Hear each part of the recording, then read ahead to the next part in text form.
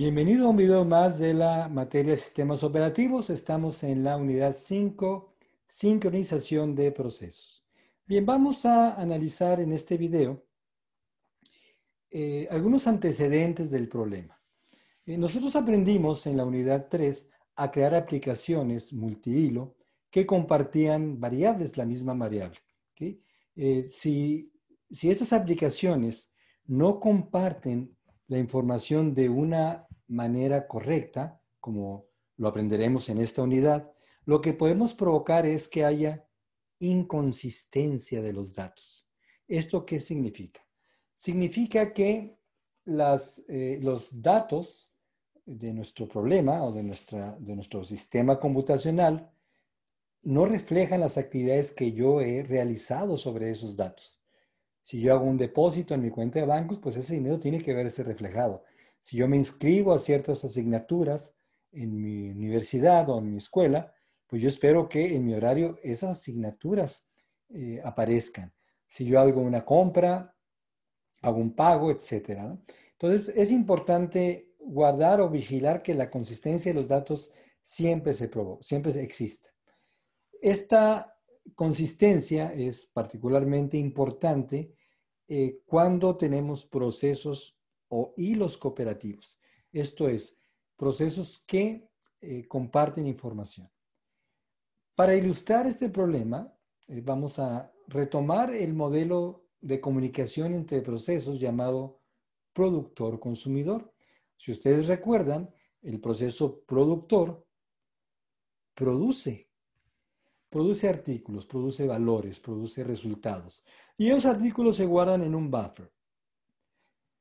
El proceso consumidor, una vez que hay información en los buffers, lo que hace es tomarlo de ahí. Entonces, el buffer generalmente tiene un tamaño ilimitado y es necesario tener un contador que nos permita conocer, por una parte, si hay información en el buffer. El consumidor no puede consumir si no hay información ahí. Y por otra parte, para saber si hay espacio en el buffer para poner más datos. Entonces, tanto productor como consumidor van a compartir, además de la información en el buffer, el valor de la variable contador. Cada vez que el productor produce un nuevo artículo, aumentará en 1 la variable contador, perdón, y el consumidor cada vez que consuma un dato del buffer, pues lo que tendrá que hacer es lo opuesto, decrementar en 1. ¿Sí? De esa manera se lleva un control de la cantidad exacta de datos que hay en el buffer para saber si puedo consumir o si puedo producir. Este sería un ejemplo de el código de un programa, de una función, un método que implementa un productor. Entonces aquí vemos que tenemos un ciclo que quedará ahí, estará sin salir de esa instrucción mientras el contador indique que el buffer está lleno, que ya no hay lugar.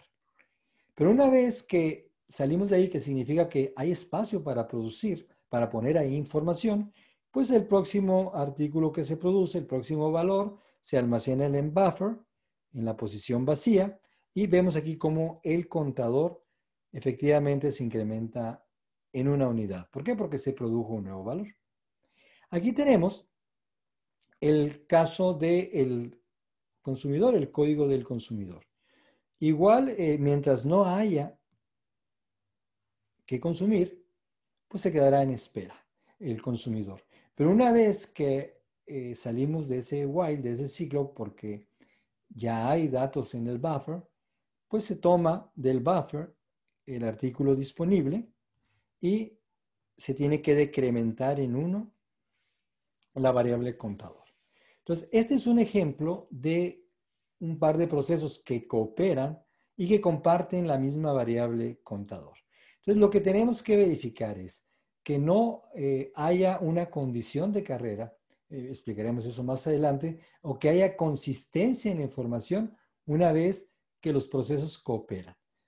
¿Qué es una condición de carrera? Bueno, eso lo vamos a explicar más formalmente más adelante. Primero quiero darles un ejemplo. Estas instrucciones, count más más y count menos menos, en un lenguaje de programación, pues escribirían así. ¿Ok? Count más más y count menos menos. Sin embargo, para que sean ejecutadas en el procesador de la computadora o del dispositivo, estas tienen que traducirse en instrucciones de bajo nivel, instrucciones de lenguaje máquina, que son equivalentes a instrucciones en lenguaje ensamblador. Entonces, una manera de implementar a bajo nivel esta instrucción, por ejemplo, count más más, que lo que hace es incrementar en 1 el valor de la variable count, pues viene a continuación en color azul. Yo lo que hago o lo que haría el compilador una vez que hace esta traducción es mover el valor de count que está en memoria en uno de los registros del procesador. Y dentro del procesador se hace la suma de un valor y posteriormente se lleva el valor del registro a memoria en la variable count. Entonces, fíjense cómo esta instrucción, que en un lenguaje de alto nivel es solamente una instrucción, se convierte en 3 instrucciones de bajo nivel. De igual manera, en la operación count menos menos, que es decrementar en 1 esta variable, pues yo tengo que voy a memoria y llevo el valor de count a uno de los registros del procesador. En ese registro se hace la resta y finalmente del registro se lleva a memoria el nuevo valor de contador.